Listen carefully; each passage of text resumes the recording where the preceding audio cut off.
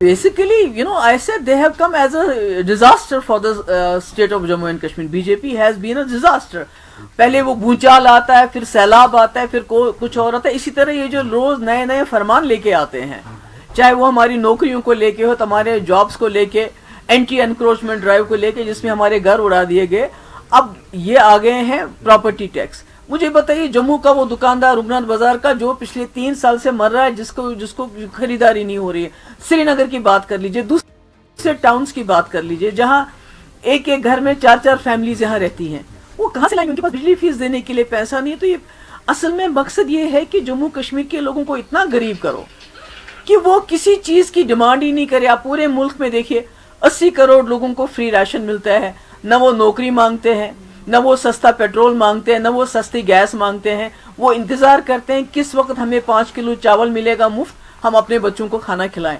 तो ये जम्मू कश्मीर जिसके हालात बाकी रियासतों से बेहतर थे, उसको भी उसी दर्जे पे लाना चाहते हैं. हमारे ऊपर इतना बोझ डालना चाहते हैं ताकि खुदा ना खास्ता जो हमारी इकोनॉमी की जो है कमर टूट जाए. अदरवाइज मुझे बताइए, बैंक्स क्यों अभी तो एंटी एनक्रोचमेंट ड्राइव खत्म नहीं हुई, तो बैंक्स ने दूसरा नोटिस भेजना शुरू कर दिया.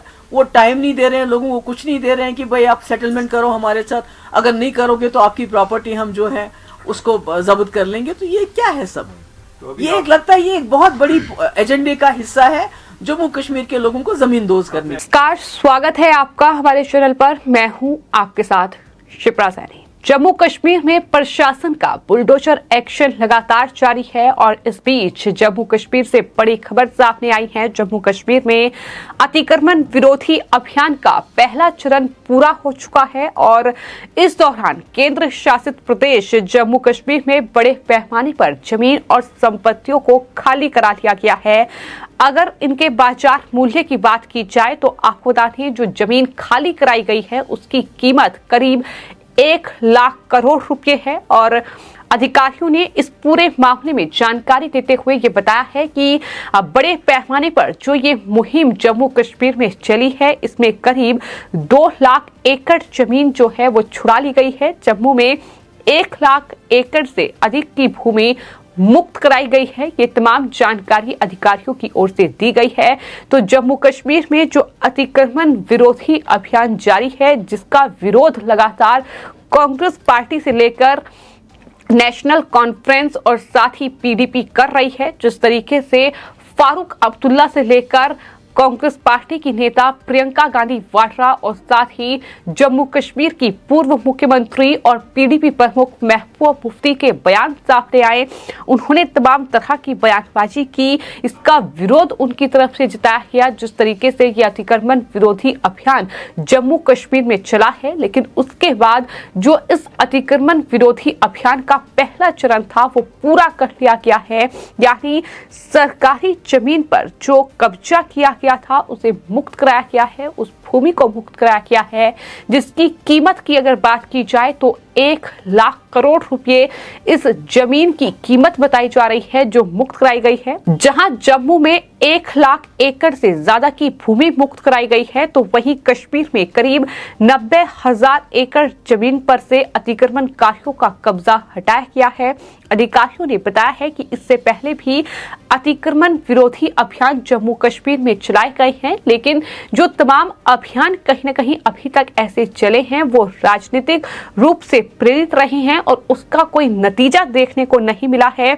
ऐसे मुहिम शुरू होने के कुछ ही दिनों के बाद अभी तक बंद हो जाती थी, लेकिन ये पहला मौका है जब जम्मू कश्मीर में इस तरीके से प्रशासन का ये अतिक्रमण विरोधी अभियान चला और उसका पहला चरण जो था वो पूरा कर लिया गया. इस बार ये एक ऐतिहासिक अभियान रहा है कि अधिकारियों की ओर से कहा गया है इतने बड़े सार्वजनिक संपत्ति को पहली बार अवैध कब्जाधारियों से मुक्त किया गया है, उनसे वापस लिया गया है. ये अधिकारियों की ओर से ही जानकारी दी गई है और इस पूरी कार्रवाई के दौरान जो जानकारी निकलकर सामने आई है उसमें ये पता चला है कि नेशनल कॉन्फ्रेंस के पूर्व विधायक अल्ताफ कालू ने भू राजस्व रिकॉर्ड के साथ छेड़छाड़ करके जो जमीन हासिल की थी वो भी मुक्त कराई गई है. उन्होंने करीब 13 एकड़ सरकारी जमीन पर कब्जा करके रखा हुआ था। इसके साथ ही इसे दक्षिण कश्मीर के अशमुकाम में सेना को किराए पर दे दिया।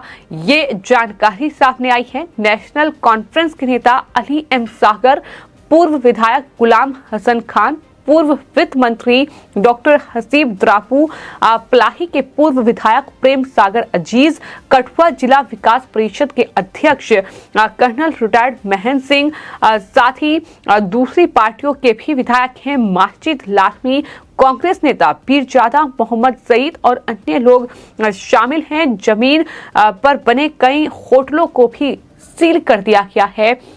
ये तमाम सरकारी जमीन थी जिन पर कब्जा करके रखा हुआ था, जो कि अब प्रशासन ने ये जमीन कब्जाधारियों से वापस ले ली है और इस तरीके से इस जमीन को मुक्त कराया गया है। जो कि जम्मू में अगर बात की जाए तो 1 लाख एकड़ से ज्यादा की जमीन है। वहीं कश्मीर में 90,000 एकड़ जमीन पर कब्जा जो करके रखा हुआ था उसे मुक्त कराया गया है और इस जमीन की बाजार मूल्य जो है वो करीब 1 लाख करोड़ रुपए है जो मुक्त कराया गया है। आपको ये बताते हैं कि इससे पहले जब जम्मू कश्मीर में ये अतिक्रमण विरोधी अभियान शुरू हुआ था तो उस वक्त फारूक अब्दुल्ला, जिनके कई पार्टी के नेता जो हैं जिन्होंने सरकारी जमीन पर कब्जा करके रखा हुआ था, इस जमीन को मुक्त कराया गया है। उन्होंने दरअसल इस अतिक्रमण विरोधी अभियान का दरअसल विरोध किया था। उनकी तरफ से ये कहा गया था कि अगर लोगों ने शोर नहीं किया होता तो ये सरकार और घरों और दुकानों को भी तोड़ जाते। ये है लोगों की आवाज। लोगों को याद रखना चाहिए कि जब उनकी आवाज एक साथ उठेगी तो सरकार को हिला देगी। यानी वो लगातार इस अतिक्रमण विरोधी अभियान का विरोध कर रहे थे। वो ये कह रहे थे कि ये कश्मीर के लोगों पर प्रहार है, ये कश्मीर के लोगों की जमीनों को हड़पा जा रहा है। इस तरीके के आरोप जो है वो फारूक अब्दुल्ला की ओर से लगाए गए। लेकिन इन सब के बाद इस तरीके से कहीं ना कहीं ये प्रशासन का बड़ा बुलडोजर एक्शन जो अतिक्रमण की हुई जमीनें थी उन पर चला है और इस पूरे जम्मू कश्मीर में अवैध कब्जा हटाने के लिए प्रशासन के बुलडोजर चलाए जाने के अभियान का कांग्रेस पार्टी ने भी विरोध किया। कांग्रेस पार्टी की नेता प्रियंका गांधी वाड्रा ने इसका विरोध जताते हुए ये ट्वीट करते हुए लिखा कि लद्दाख में अपने संवैधानिक हकों की बहाली की मांग कर रहे लोगों पर अत्याचार किया जा रहा है। ये उनकी तरफ से ट्वीट किया गया था।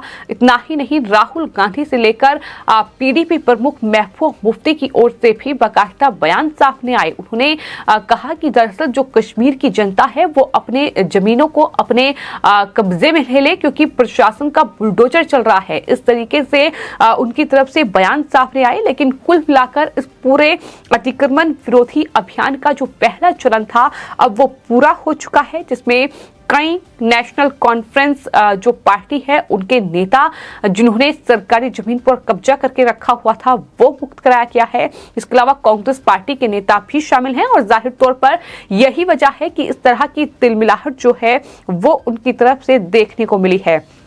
गरीब और राजनीतिक दलों ने अतिक्रमण विरोधी मुहिम को रोकने के लिए हालांकि विरोध प्रदर्शन भी किया। आपको ये बता दें कि राजनीतिक दलों ने अतिक्रमण विरोधी मुहिम को रोकने के लिए वहां विरोध प्रदर्शन भी खूब किया। इसके बाद जाहिर तौर पर छोटे कब्जाधारियों और गरीब लोगों को राहत देने की नीति सरकार बना रही है, ये उनकी तरफ से कहा गया।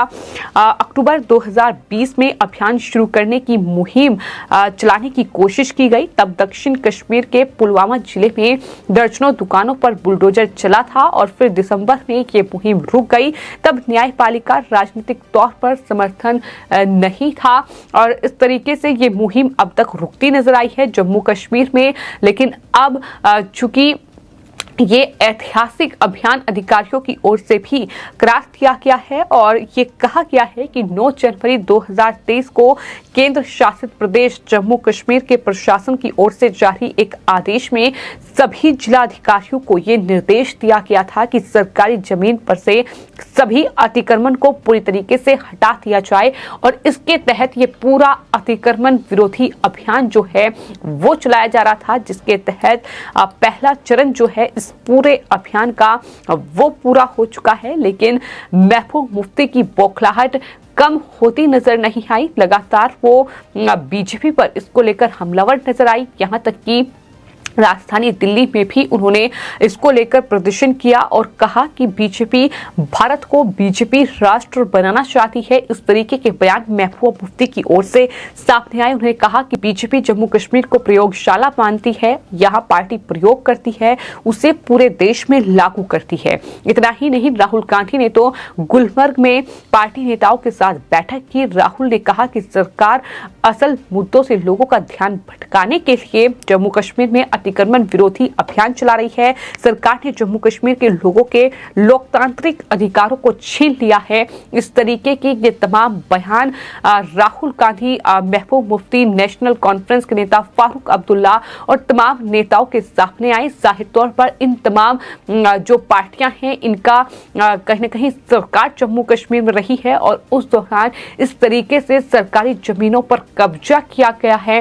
और जाहिर तौर पर अगर अब अतिक्रमण विरोधी अभियान चलाया जा रहा है तो इन तमाम नेताओं से भी जमीन जो है, जो इन्होंने हड़प रखी है, वो वापस ली जाएगी। और शायद यही वजह है कि इस तरीके से इन तमाम पार्टियों के पेट में दर्द हो रहा है।